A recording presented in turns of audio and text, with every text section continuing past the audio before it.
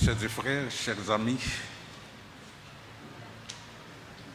dans la salle du trésor du temple de Jérusalem se jouait, comme ailleurs, la comédie humaine. Jésus observait, nullement impressionné par la manière ostentatoire dont les riches mettaient de leur superflu pour soigner leur propre image. Il appelle ses disciples pour poursuivre leur formation. Il leur fait remarquer les 2 petites pièces de monnaie qu'une pauvre veuve vient de déposer dans le trésor et se met à louer cette femme. Elle a mis tout ce qu'elle possédait, tout ce qu'elle avait pour vivre. Chez les premiers, tout est calculé pour eux-mêmes et leur propre gloire. Chez la veuve, le calcul est depuis longtemps remplacé par la confiance et l'abandon à Dieu. Nous avons entendu dans la première lecture, le prophète Élie a vécu la même expérience avec la veuve de Sarepta qui donne tout ce qui lui reste pour vivre afin de le nourrir. Cet acte de charité et de confiance l'a sauvé du désespoir qui l'habitait. Nous mangerons et puis nous mourrons. Symboliquement, ses frères, par son don, la veuve de l'Évangile offre bien plus que ce qu'elle a. Elle offre son manque, sa vulnérabilité.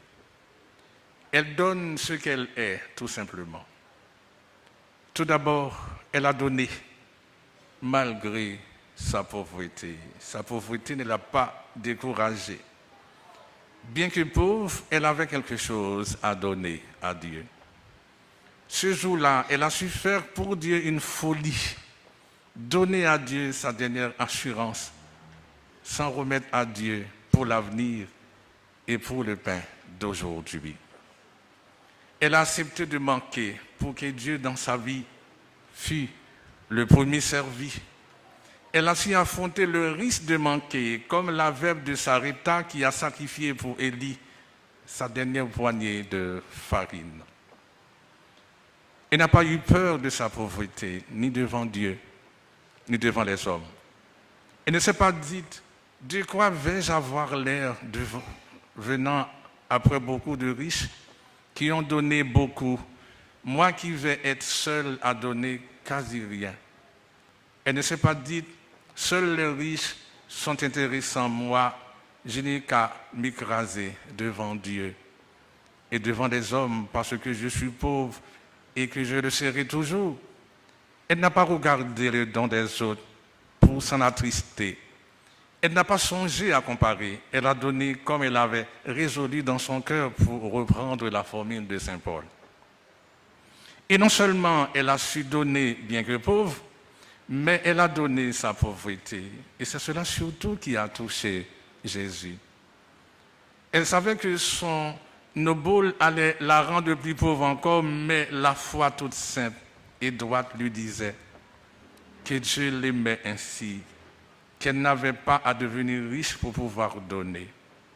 Dieu accueille avec joie l'offrande d'une pauvre qui reste pauvre et qui accepte de le rester devant lui et devant les hommes. Jésus, dans ce don inconditionnel, retrouve l'un des réflexes de son cœur. Lui, de riche qu'il était, s'est fait pauvre pour nous enrichir par sa pauvreté. Chers frères, il y a tant de manières de se tenir, de se sentir démunis. Démunis d'atouts pour faire sa route dans la vie. Démunis de santé ou de grâce physique. Démunis d'appui. Et parce que toutes ces pauvretés nous déprécient à nos propres yeux, nous serions tentés d'en faire reproche aux autres et à Dieu. Mais la veuve de l'Évangile nous montre le vrai chemin. Oui, nous sommes pauvres, mais nous savons quoi de faire de notre pauvreté. La reconnaître, la présenter au Seigneur et nous mettre dès aujourd'hui, sans attendre, au service du royaume tel que nous sommes, tel que Dieu nous voit et nous aime. En effet, chers frères, cette veuve offre sa pauvreté et son manque. Elle ne met pas son superflu, son surplus, mais elle offre littéralement ces zones d'ombre, ce qu'il y a au fond d'elle-même. Avant de préparer cette réflexion, je jette un coup d'œil sur le texte original en grec. Le mot grec utilisé pour signifier d'où vient le don de la veuve est le mot hystéros, qui signifie entrailles. Ses tripes, son ventre. La veuve qui met 2 pièces dans le trésor, c'est comme si elle vivait un déplacement et qu'elle se dépossédait de la seule part d'égoïsme qui lui restait encore. En effet, le centre de gravité pour un être humain est toujours son ventre, à hauteur du nombril, de son appétit. Mais lorsque nos fragilités et nos faims sont déposées, notre cœur est plus léger à offrir. Et voilà que nous devenons féconds. La part de peur et de fragilité au fond de nous, quand elle est déposée, nous libère et nous tire vers l'euro. Quant à nous, chers frères, l'enjeu n'est pas simplement ce que nous donnons, mais plus profondément comment nous donnons notre vie, comment nous offrons ce qui est au fond de nous et ce que nous fait vivre. C'est en effet en se débarrassant de ce qui nous tire vers le bas que nous pouvons vivre, que nous pouvons nous libérer, non pas de nous-mêmes, mais de ceux qui nous empêchent d'avancer. Et comme pour tout don véritable ou toute décision difficile à prendre, il s'agit de trancher, de quitter le centre de gravité de notre ventre pour rejoindre le cœur de l'être aimé et de notre prochain. Ce mouvement d'amour et de don ne peut jamais venir d'une fausse culpabilité, mais de la simple prise de conscience que c'est en se donnant que l'on se retrouve soi-même. Car c'est lorsque nous sommes émus aux entrailles que nous parvenons à donner ce que nous sommes essentiellement. C'est cela donner sa vie. C'est cela aussi aimer.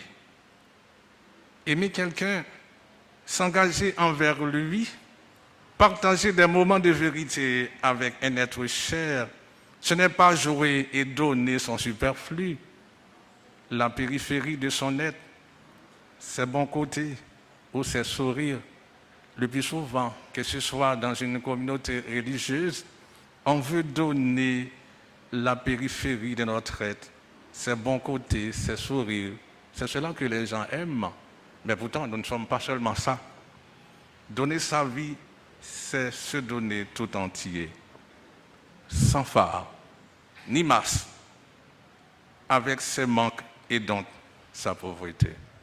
D'ailleurs, parfois, nous n'avons pas beaucoup de choses à donner. Il nous arrive que nous n'avons presque rien à donner. Que nous vivons dans un couple ou dans une famille, il faut donner tout ce que nous sommes. Avec donner sa vie, c'est donc donner ses échecs et ses défauts. Avant de construire le couple, nous avons aussi des échecs que nous avons vécus dans notre vie. Nous avons des défauts. Chacun de nous a des défauts. Offrir ses deuils non cicatrisés, son passé blessé. Je pense que chacun et chacune de nous, nous avons tous des blessures. Quand nous vivons avec quelqu'un, que ce soit dans un couple ou dans une famille, et nous sommes invités à partager son histoire, à tout ce qu'il y a de bon, tout ce qu'il y a de beau, tout ce qu'il y a aussi de manque et de pauvreté. Et nous sommes invités à partager, non seulement à partager son histoire, il partage aussi notre histoire. car nous sommes toutes et tous des êtres de désir et de rêves non comblés. Parfois, nous avons des rêves qui ne sont pas comblés. Mais nous sommes invités à déposer tout cela pour vivre. Le paradoxe du don de la vie est total. En effet, donner sa vie, c'est donner non pas ce qu'on a, mais paradoxalement ce que ne nous appartient ultimement pas, la vie. C'est cela le don de la vie. Donner son être comme le ventre d'une mère donne la vie. C'est découvrir que le miracle de la vie ne nous appartient pas. Alors que nous n'enfermons pas dans notre superflu, mais retrouvons l'essentiel pour nous donner totalement dans ce que nous sommes. Car si le superflu est parfois facile et éphémère, le don de ce que nous sommes coûte, mais il est un don véritable au goût d'éternité. Chers frères, nous avons vu à travers cette paille d'évangile, Jésus a l'art de débusquer nos intentions, nos bonnes et nos mauvaises. Il connaît le cœur de l'homme. Sans cesse, il pose à nos consciences ces questions simples mais si profondes. Que cherches-tu? Que fais-tu? Quel calcul se cache derrière tes actes? Que fais-tu de ton frère, de ta sœur? Ce qui compte-tu? Dans quel but te tournes-tu vers moi? À la fin de sa vie, lui-même expérimentera la médiocrité des calculs humains. Pour gagner 30 deniers, Judas le livra. Les grands prêtres et les scribes cacheront leur ambition et leurs calculs derrière le scénario le plus noble de l'histoire des hommes. Tuer le juste pour ne plus entendre sa voix. Mais le Christ, à ce moment précis, va triompher de tous les calculs hypocrites, cruels et trompeurs. Il va donner tout ce qu'il avait pour vivre, son corps et son sang, offert en supplice fraternel et de pardon, pour que l'homme se convertisse et vive, pour que la haine et le péché soient vaincus, pour que la confiance et l'abandon au Père apparaissent comme le véritable et fructueux calcul de nos vies. Chers frères et sœurs, quand on calcule pour soi-même, quand on tourne autour de soi et de ses intérêts, on se perd. Qui veut sauver sa vie l'appellera. Voilà qu'aujourd'hui, en un temps plus difficile que nous connaissons aujourd'hui, que ce soit sur le plan sécuritaire, sur le plan économique, social, familial, et nous sommes invités à la confiance, à l'accueil, à la générosité, au don de l'essentiel de nous-mêmes et non de notre superflu.